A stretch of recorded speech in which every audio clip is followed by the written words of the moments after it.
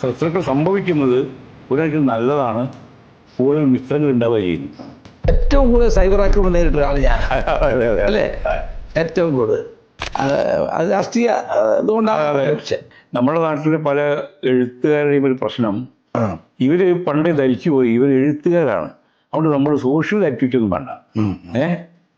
ഞങ്ങൾ എഴുത്തുകാരാണ്, അടിയിൽ വരുന്ന കമന്റ് മുഴുവൻ നോക്കും ചെയ്യും. അവർ ബേജാറാവും. ഞാൻ നോക്കാറില്ല, അത് നോക്കിയാൽ നെഗറ്റീവ് ആവും. ഞങ്ങളൊന്ന് വളരെ തീവ്രമായ ഇടതുപക്ഷത്തിൽ തന്നെയായിരുന്നു.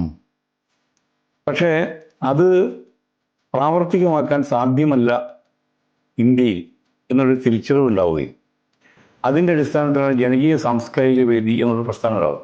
അപ്പം ഞാനൊക്കെ പാർട്ടിയിലല്ല പ്രവർത്തിച്ചിരുന്നത്, ജനകീയ സാംസ്കാരിക വേദിയിലാണ്, സാംസ്കാരിക രംഗത്ത്. അപ്പം നാടകം അവതരിപ്പിക്കുക, തെരുവ് നാടകം, കവിയരങ്ങുകൾ, മാഗസീൻസ് ഇറക്കുന്നു, പ്രേരണ, പ്രസക്തി പോലെയുള്ള മാഗസീൻസ്,